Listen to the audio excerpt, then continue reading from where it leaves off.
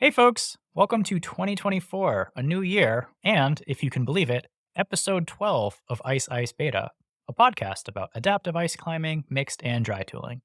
And I'm your host, Aaron Gary. Life doesn't follow a clean and cut narrative arc, unlike the stories we tell. Sure, it might all start and end the same way for folks, but it's the complex, messy middle that makes us us. One of our tendencies with storytelling is to simplify, which means skimming over a lot of the details. But when we do that, we might find the narrative doesn't actually work. It's not really who we are. Luckily, we can rewrite it. Narrative is a choice. In today's episode, we talk with Shane Farver, an adaptive climber, writer, former journalism instructor, and now director of marketing communications based in Utah. After a climbing gym accident in 2018, Shane found the story he was telling himself, and others, needed a revision. Since then, he has embraced the problem solving aspect of climbing and pursued the sport he loves while continually adapting his body through techniques and accessories. We talk about what makes ice climbing particularly accessible for adaptive athletes, how to ask how, and what it means to belong in the outdoors on your terms. We'll get to the conversation in a bit, but first, a message from our sponsor. Blue ice is the best kind of ice, and also my choice when it comes to fast and light ice climbing gear. The aerolites go in like hot knife through butter, and their climbing packs hit the sweet spot between function and lightweight. Designed to get to the point in the Alpine, the gear is tested by mountain professionals between the Alps and the Wasatch. If you're looking to get to the point too, and with a little less weight in your kit, check out Blue Ice's gear at blueice.com or your favorite local retailer. Hey Shane, thanks so much for joining today. Yeah, absolutely. Happy to be here. So I understand that you have a background as a newspaper reporter hmm and are now a journalism instructor, among many things. And when I found this out, it tickled me quite a bit because I've actually been a freelance journalist and writer the past 5 years, hmm which is sort of my long way of getting to the question, which is what attracted you to journalism and storytelling? Yeah, so I think storytelling writ large is all about how we share our lives with each other. And it's about how we make meaning. And so, way back when I was getting into the journalism program at my local university, I was 18 and, few folks in high school said, "Hey, you write pretty well. You should do something with that." And I was like, okay, what do I do with that? And so I got into the journalism program. And so it was pretty utilitarian to begin with, just needing to find my niche.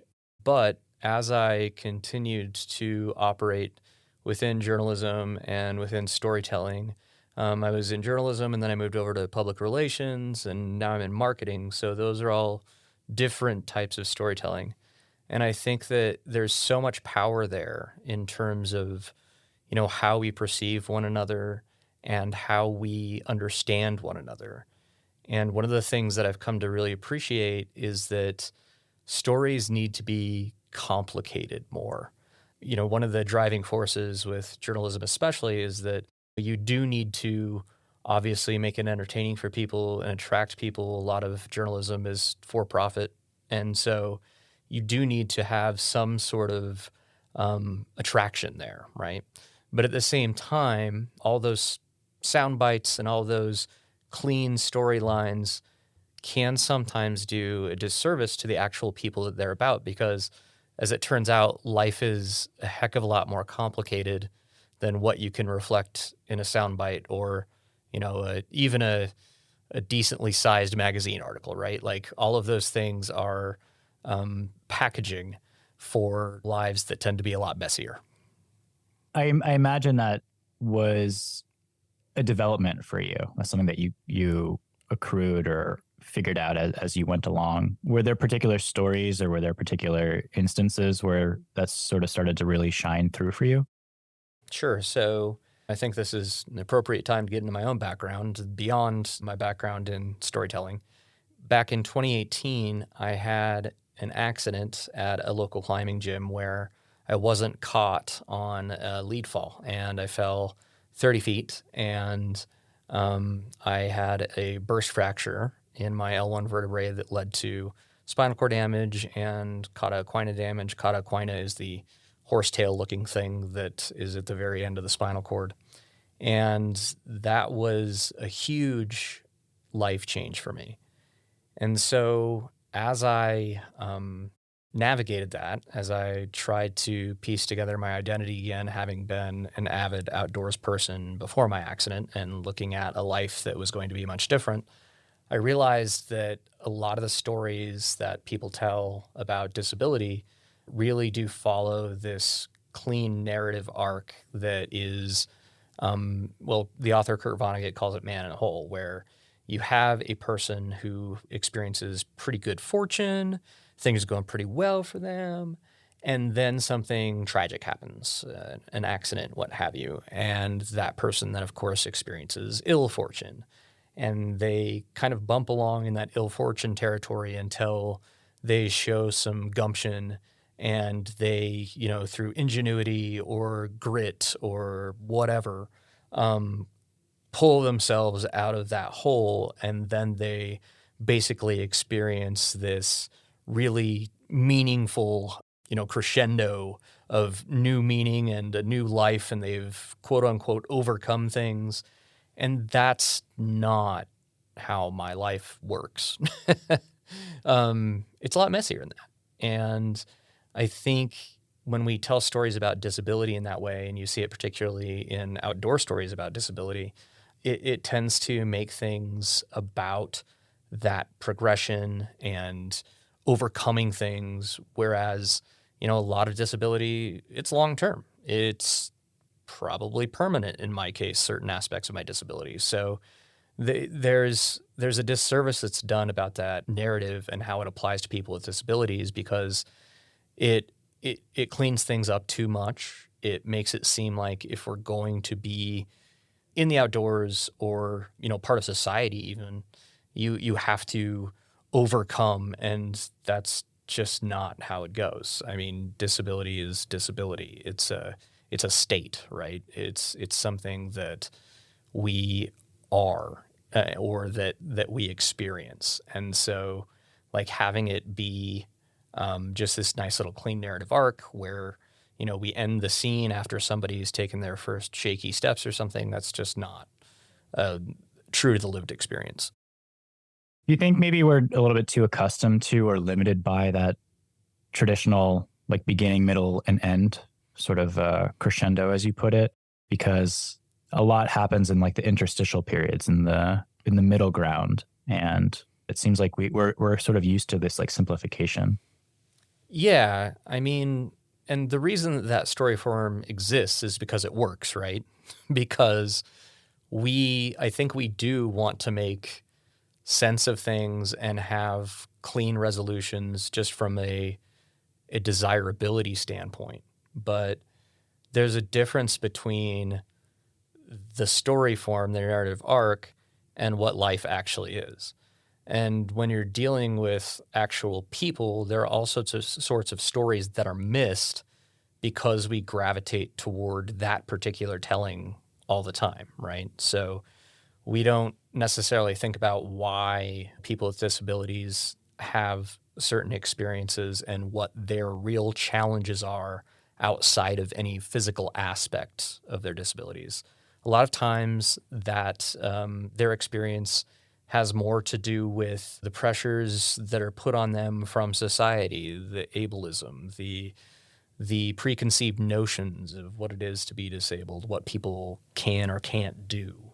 And so when we're focused more on that very personal story of, well, are they going to overcome this or not, instead of, what is their life like? I think that's where things get missed, and we're missing a lot of understanding and a lot of opportunity there.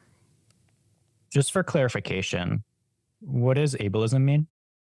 So ableism is making assumptions or having attitudes or having behaviors that are directed to people with disabilities, um, to their detriment, right? So just like any other ism, you are making assumptions based on somebody's their state, their way of life, how they are, and you are making judgments, and you are perhaps causing harm to them through those attitudes.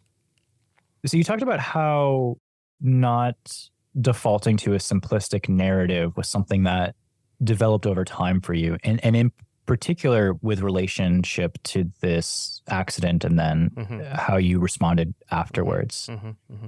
And I'm wondering, the process that you went through, was it like a self narrative that you were grappling with and trying to figure out, or was it, did someone write a story about you and you were like, well, this is not entirely accurate? I guess I'm just curious, like, how that process developed for you, and how you sort of came to determine that this isn't representative of my experience.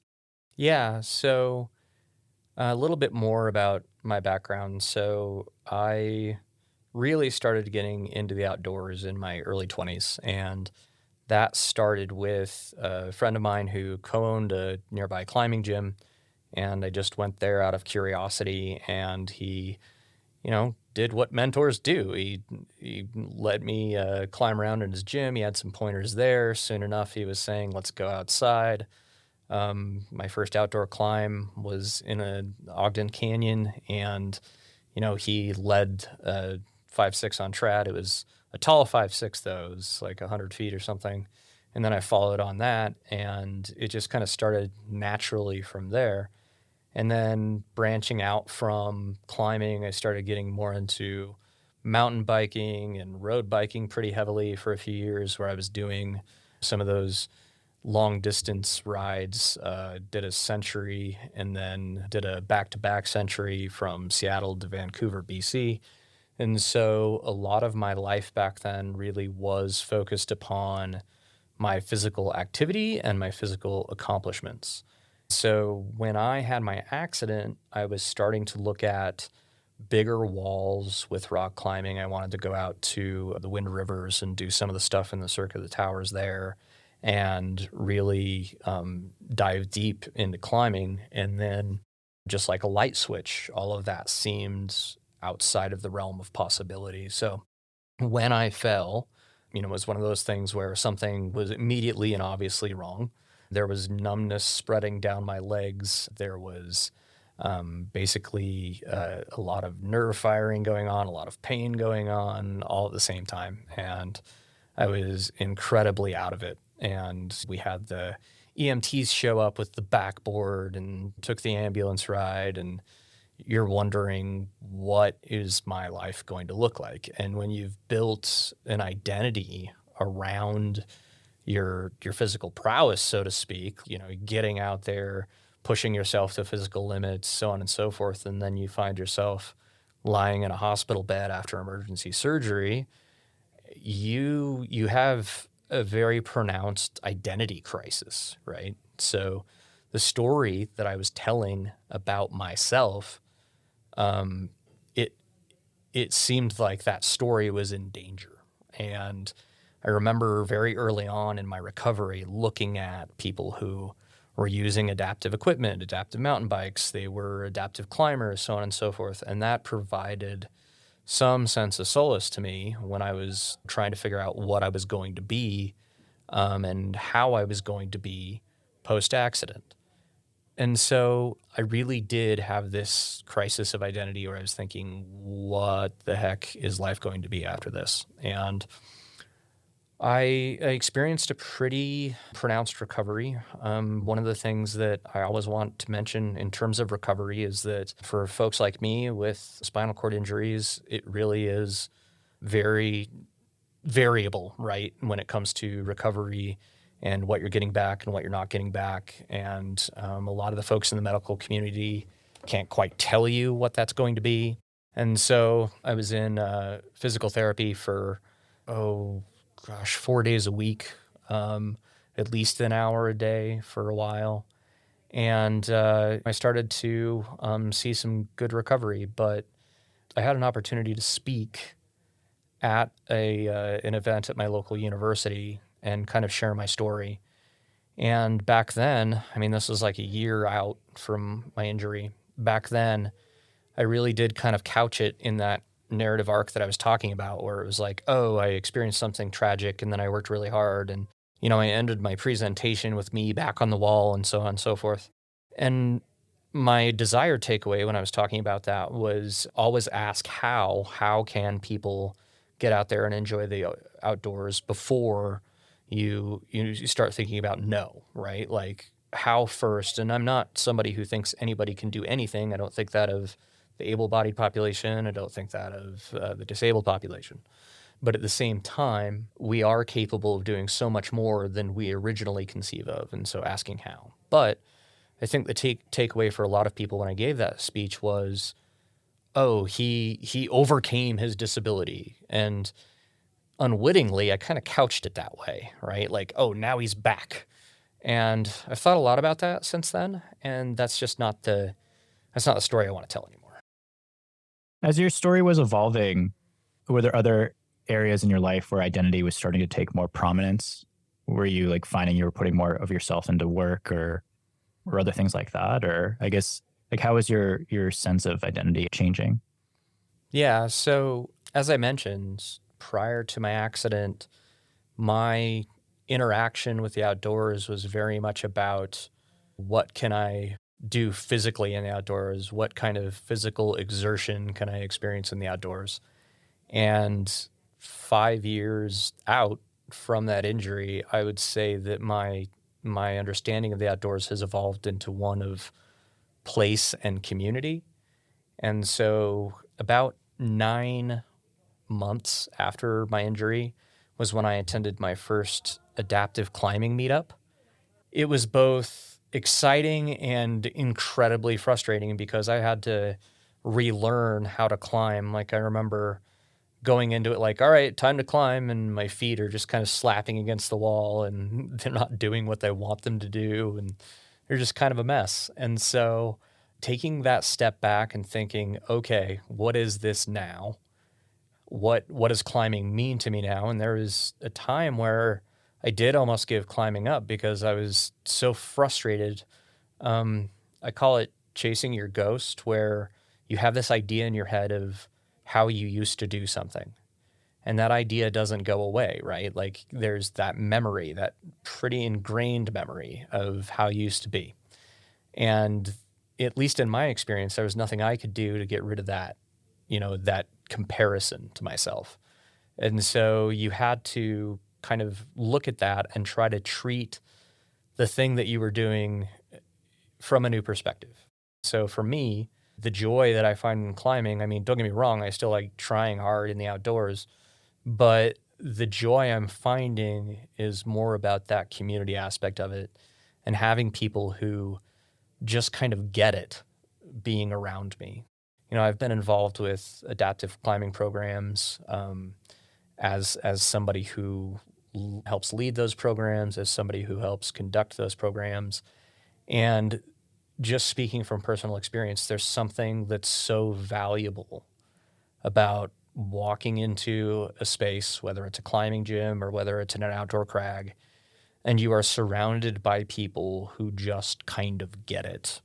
You don't have to start with, well, I had an accident, or, well, I have this disability, so on and so forth. Like there's an assumption and a shared understanding there that you can just climb and you can just be, right? And I think that that's something that I took for granted before, where, you could just by virtue of being there be a climber, right? And sometimes, especially if you're in a mixed environment where you have able-bodied people and people with disabilities, you don't always get that benefit of the doubt, so to speak. Like you don't get to just be in the space because people are either looking at it as, oh, you know, this is dangerous. Why are you here? I can see you have this disability.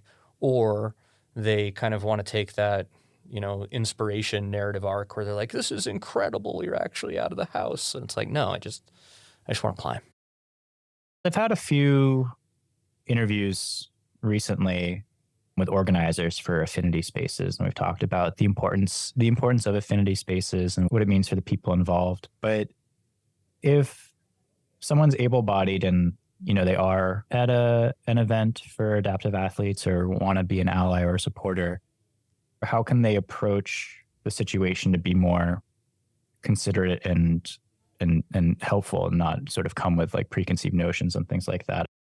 So, A, we love our allies, right? We love people who are able bodied, but nevertheless are coming at it from a perspective of how do we help you uplift yourselves? How do we make sure that this community is empowered? And I think there it's a matter of starting with the person, right? Like when you interact with a person, you're coming at it from that individual level. Well, how do you experience these things? What are some of the challenges you have? Is there anything I can help with? And I think one of the biggest things is just not assuming that people need help, right?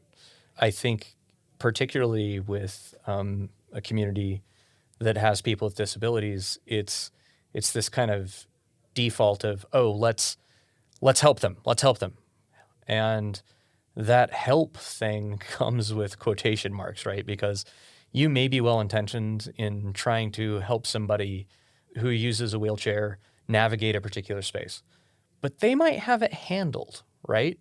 They are the ones who live in their body. And so stopping some of those assumptions in particular, I think can be really important. And we see this a lot with, climbers who are blind or have a visual impairment that people will, without asking, just straight up grab them and move them places. And it's like, well, no, like, we don't grab people and just kind of lead them around without their consent. And so taking a step back and thinking first, do they actually need or want my help? I think is really important.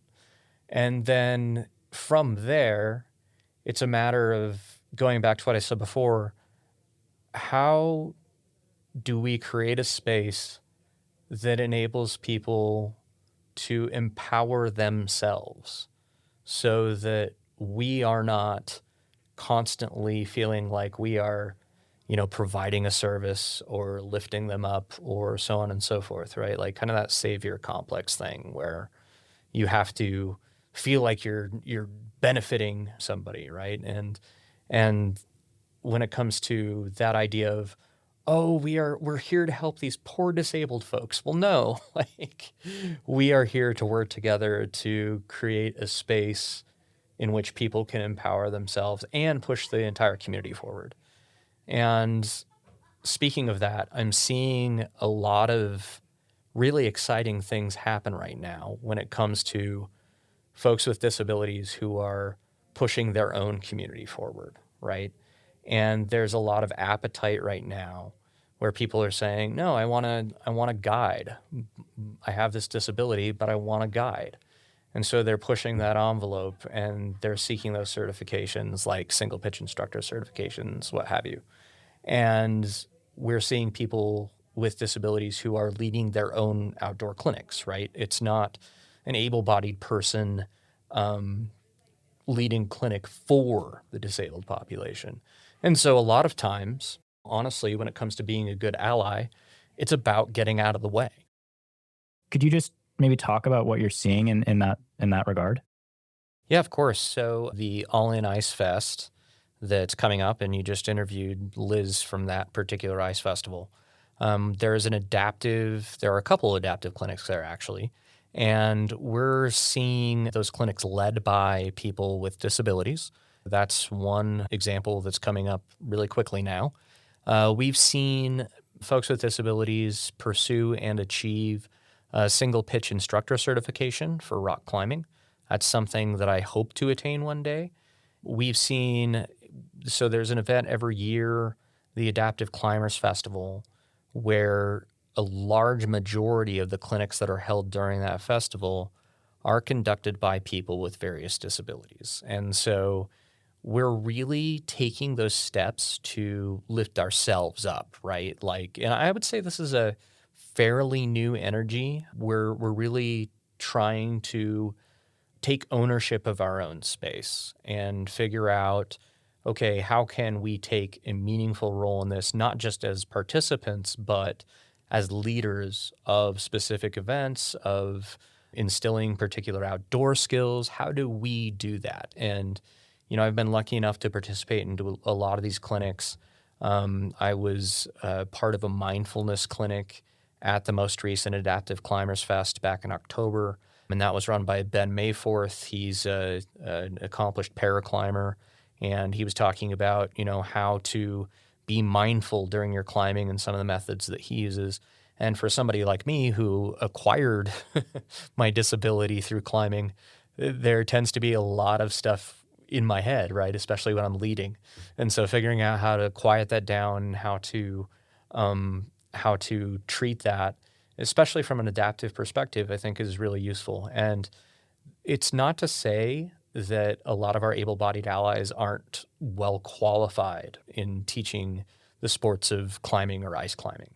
But there's something about having that lived experience that can be pretty important for people's understanding, right? The fact that you don't just know that somebody moves through the world a little differently, you yourself move through the world a little differently.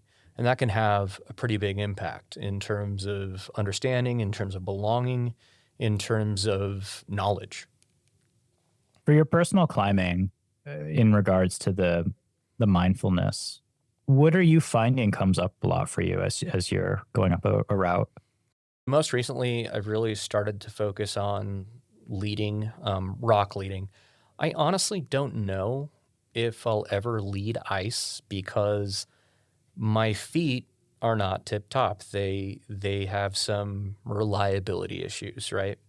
And so knowing how important that stability can be for leading ice, I have to be mindful of what ice climbing in particular looks like for me. And one day, if I'm able to work on my technique enough, and if I'm able to really hone in on, what is security and stability as far as my own ice climbing is concerned, then I might take up leading. But until that day, it's a matter of being a little bit cautious in that realm and thinking about, okay, like I think climbers across the board, we're always thinking about, okay, what is the risk? Is it acceptable risk? How do we mitigate it? And I think those same things go through, somebody's head if they are an adaptive climber or an adaptive ice climber. It may be a little bit of a different consideration set, but we're still trying to make those evaluations. So to get back to your question, I've been focusing on leading more on rock and in the climbing gym. I had the opportunity to get a new set of climbing orthotics that have been game changers for me, like have enabled me to have a lot more stability within my foot and a lot more reliability. One thing that I never gained back following my accident was plantar flexion. So that's a fancy way of saying I can't toe off of anything. What happens is I'll stand on a climbing hold and my heel will immediately drop down, right? Which can come in handy a little bit for ice climbing in particular because you should drop your heels a bit, but it's still something that's not ideal, right? But I was able to get these orthotics, and so I've been able to push a little bit more in the realm of leading. And because of that, I've noticed that um, I always have this nagging kind of nervousness in the back of my head, given my background and how my accident occurred. And one of the things I've really been working on is just taking those lead falls in the gym. And that's a lot because Yeah, I imagine. I really had to get over that nervousness, right? And it's kind of putting trust back in that process, right? And it's thinking to yourself, okay, like I am going to do this thing knowing full well what the consequences can be.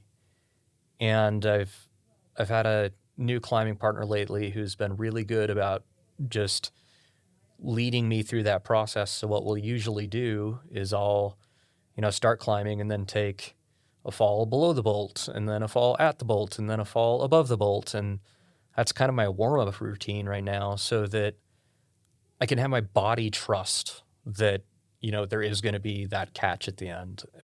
There does come a point where, you're holding yourself back, not because of the physical aspects of what you're dealing with, but the mental aspects. And so, like I mentioned Ben Mayforth earlier, and one of the things that he's told me is to every time you make a move, kind of treat it like a metronome where it's next move, next move, next move, and trying to keep your mind from spinning out, right?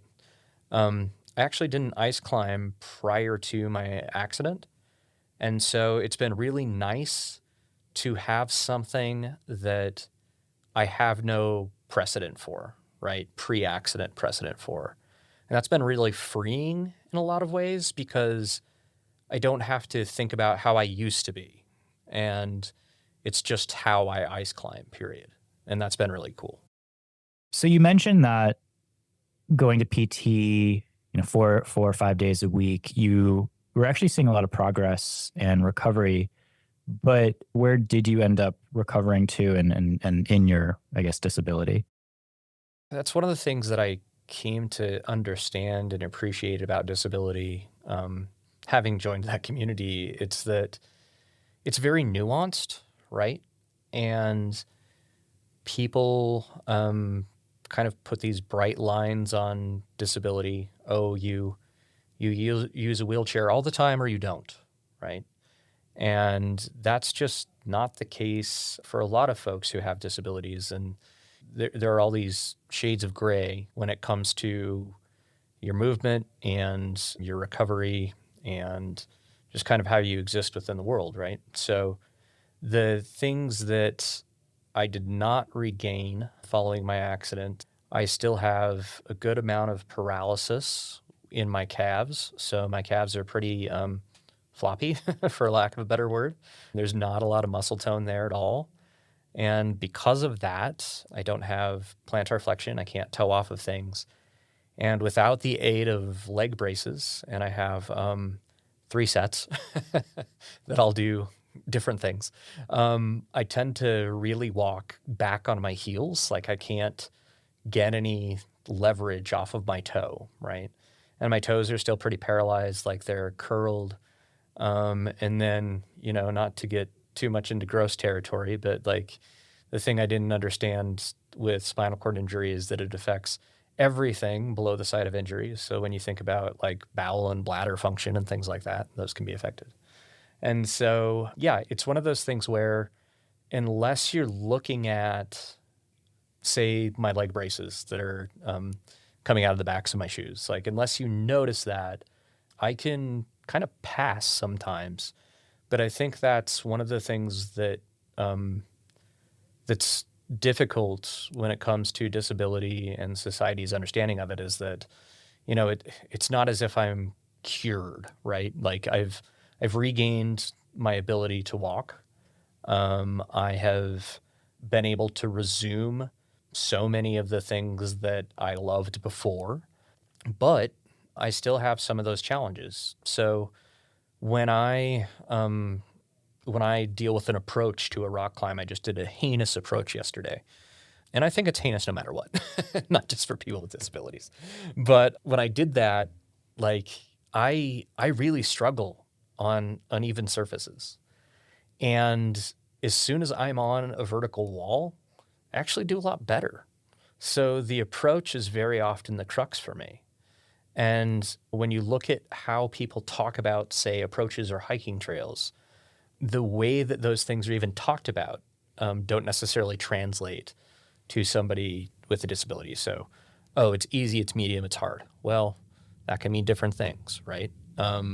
So, how rocky is it? What's the grade? So on and so forth. And those things aren't well. They're very rarely communicated when it comes to some of those things that deal with the accessibility of the outdoors. And it's just some of that knowledge base is missing.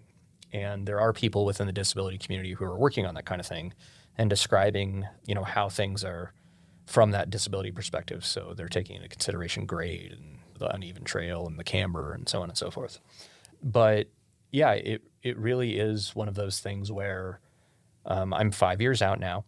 I would say that my physical recovery in the most black and white sense of those words has kind of plateaued, but I'm still adapting, right? Like, I think that's something that I noticed about my own story is that early on, I was pushing as hard as I could to figure out what the physical recovery possibilities were. But then after that, in the subsequent years, I've been able to look at it and say, well, this is what I have in terms of my own body. Now, what are the things that I can do um, to mitigate some of those challenges? And so, as I mentioned before, I have three types of orthotics. I have one that's a little bit stiffer in terms of how it operates. And so it's been great for like mountain biking or just walking around town. But that stiffness really does affect my ability to hike because at a certain incline, I get way off balance with those. So I got another set that has a hinged ankle that I use for hiking and ice climbing. And then I just most recently got another set for rock climbing specifically that goes directly into a climbing shoe from a slit on the outside. And that means that I'm able to wear shoes that are closer to my actual shoe size. That's one of the challenges with orthotics is they tend to increase your shoe size. So AFOs, ankle foot orthotics, they increase your shoe size a ton. And that enables me to have a better feel for what's going on the wall. So yeah, I mean, like it's just this constant space of experimentation where you're thinking, okay, how do I do this? This doesn't seem to be working as well for this application. Is there something else out there? Can we work together to invent it? So those climbing orthotics, I mean, nobody, to my knowledge, had done anything like that where they have the bulky part of the orthotic coming into the shoe from a slit. And that was a game changer for me. Like I hated wearing orthotics on the climbing wall. I would just tape my ankles up and try to prevent overextension of my Achilles that way.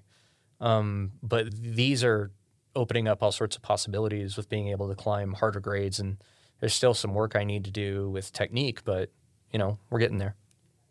What advancements or alterations or updates are you seeing in orthotics and prosthetics, and maybe specifically as regards to ice climbing? I think that, you know, understanding that people have different ways of being an adaptive ice climber or being an adaptive rock climber, right? Like, so you see folks like Mobeck, who she chooses to use her residual limb, stump, what have you, when she's climbing, and she kind of hooks it onto the ice axe. And I think her ice axe does have an adaptation where it has a bigger rest on that top handle there, so she can kind of hook it on there. And then you have folks like Kimber Cross who they'll put the ice axe directly into the arm through a prosthetic. And so there are all sorts of different ways of figuring out what's going to work for you. And I think that noting that difference can be important because, you know, we folks with disabilities, we're, as I said, we're, a varied population, and what works for one person, another person doesn't like it. And so figuring that out, it's just this constant tinkering. And that's where, going back to that idea of what does the person want, need, what do they think, I think is really important because you could have the most, advanced prosthetic in the world or advanced orthotic in the world. And unless that works for that person, that doesn't work for that person. You've noted that ice climbing is particularly suited for adaptive athletes. How come?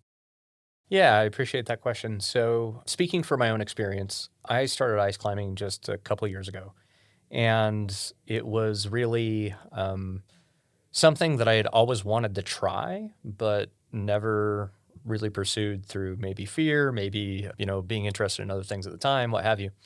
But the local university that I work at, they were having an ice climbing trip out to Uray. And so I just thought, oh, yeah, let's try this out. And I knew the folks well who were leading that trip. And I knew that any adaptations I might need, we could figure it out and we could go from there. And so that was kind of my first foray. And I immediately fell in love. And one of the reasons is that, I really struggle with certain movements on the wall. So in the world of rock climbing, like anything where it's a teeny tiny chip out to the side or something where I have to really stem out and then get my weight over that foot, that can be really hard for me. So in rock climbing, what you get is basically a need to move in a way that the wall suggests, and you have to make that move because the hold is where it is, right? You can't move the hold, it is where it is. But with ice climbing, like you can make your hold. And so there's something about that movement that's really adaptable for me in that, I don't have to worry about what's off to the side or what's not. I can swing the axe or hook or what have you and start to move up the wall without so much guesswork as to how I'm going to move up the wall. I've seen a lot of folks in the adaptive community benefit from that and realize that there are smaller choices to make within ice climbing sometimes. And I have friends who are blind, and they enjoy ice climbing because, again, they have the ability to just kind of make those holds and travel up the wall so much more simply than they could have otherwise, and that can be really freeing. One of the things about rock climbing and ice climbing is that they are in fact adaptive by nature, right? Like unless you're barefoot free soloing something, um, you have some form of adaptation there, whether they are rope systems or crampons or ice axes or climbing shoes or whatever. There's some component where we're introducing something else into the mix so that we can experience it and accomplish the task. I think that's really cool. And being able to look at things from that problem solving perspective, like how are we going to do this? I think that's really one of the benefits of ice climbing is that you have that kind of perspective. Like how are we going to get somebody down into the gully? Do we need to lower them down? Can they get down by just the usual means? Like how are we going to do this? And that mindset is so important for both ice climbing and rock climbing, and it's so well suited for adaptive athletes because if anything, we're really good problem solvers, right? Like when you're presented with a world that you have to problem solve around constantly and too much, frankly, then you become really good at problem solving and you figure out how to do a task in multiple ways. And I think that's something that's inherent in ice climbing and in rock climbing. It's that acceptance of challenge and being able to take a look at what the situation is and then devise a plan for how you're going to deal with it. For folks that are interested in trying ice climbing, Mhm. are there organizations or festivals that you'd particularly recommend? There are a ton of options, and I would say that festivals or organized events are a good way to kind of break into it because you are going to have an opportunity to be in a somewhat more controlled environment where, you have folks who are either adaptive athletes themselves or allies who know some of the techniques or some of the systems that often work for people. And it's a great way for you to test it out and see if you love it like I do. So, I mentioned earlier the All In Ice Fest that's coming up that has an adaptive component. Paradox Sports runs a couple ice trips a year.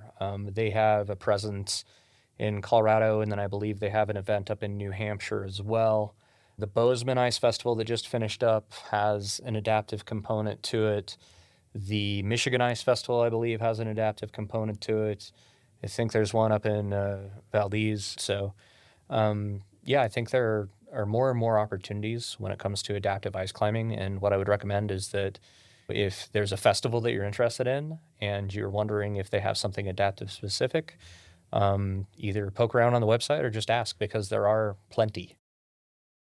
Are there other factors beyond the sport that athletes and allies should be mindful of as far as being able to even just access a climb? Yeah, absolutely. So, a lot of times when I think about people with disabilities and how they're getting outdoors, our minds immediately go to, the brass tacks of, well, how do you use an ice axe if you don't have a hand, right? How do you climb if you don't have use of your legs? Like, what do you do?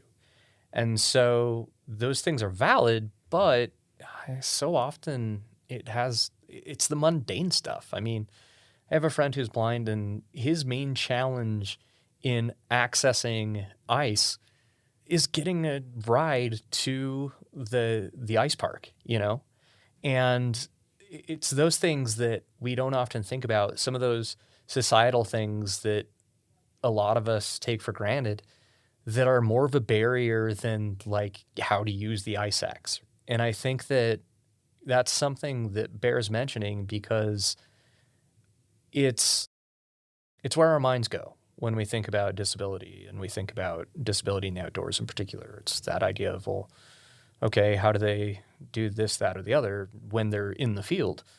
But how do they get to the field, right?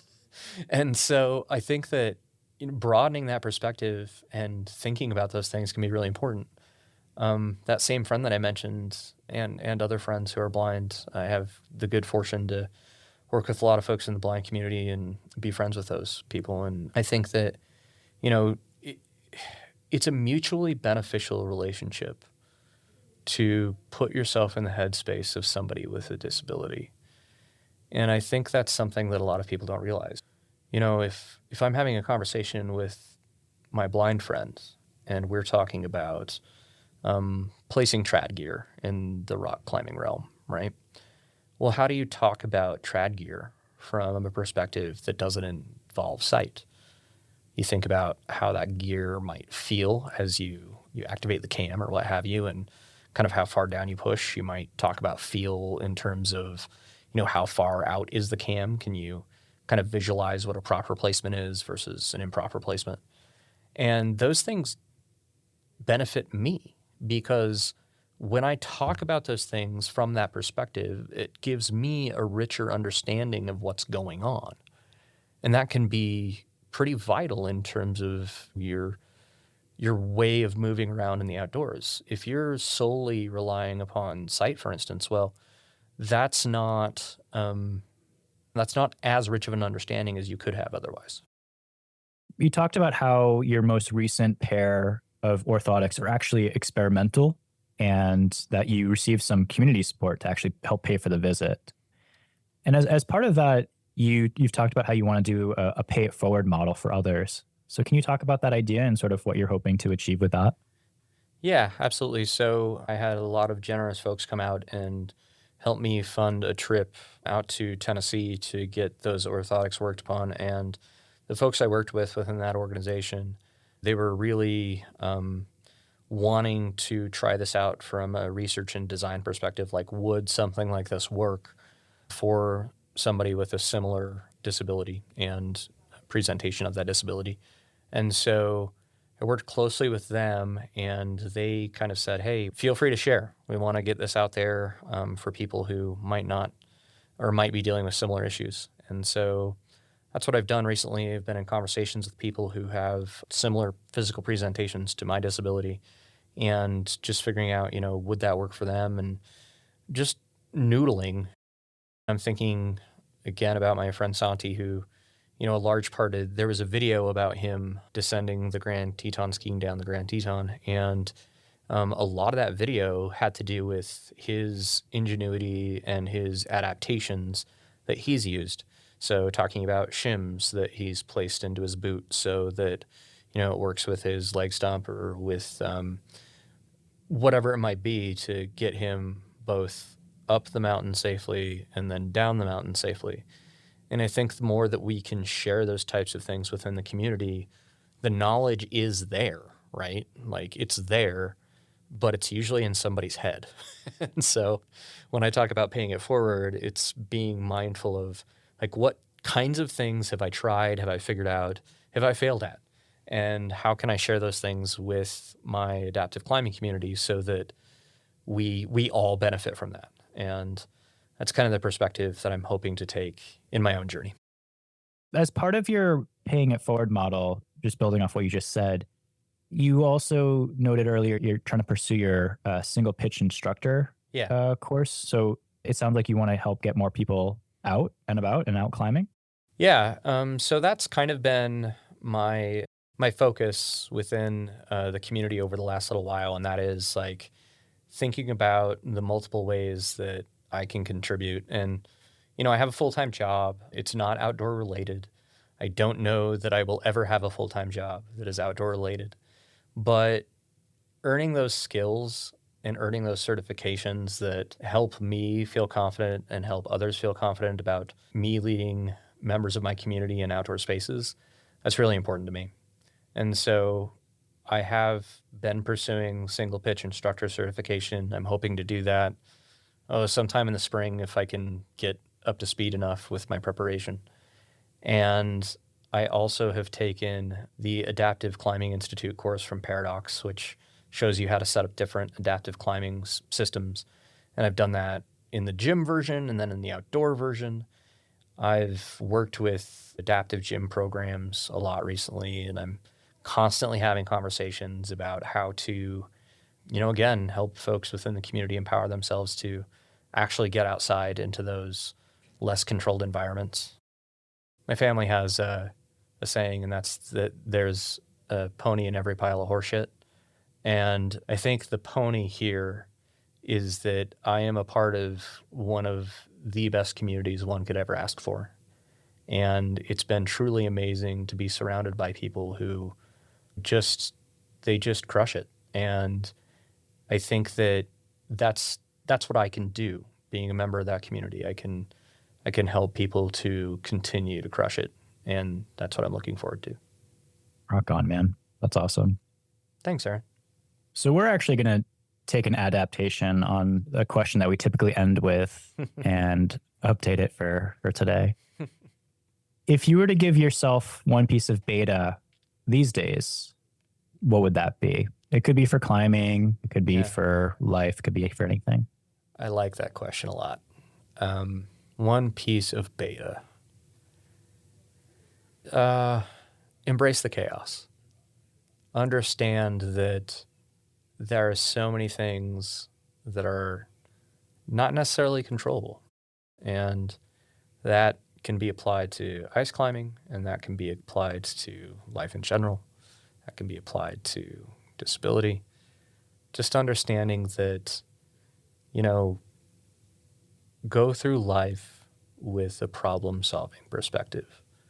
Go through life knowing that you're not going to have it all figured out.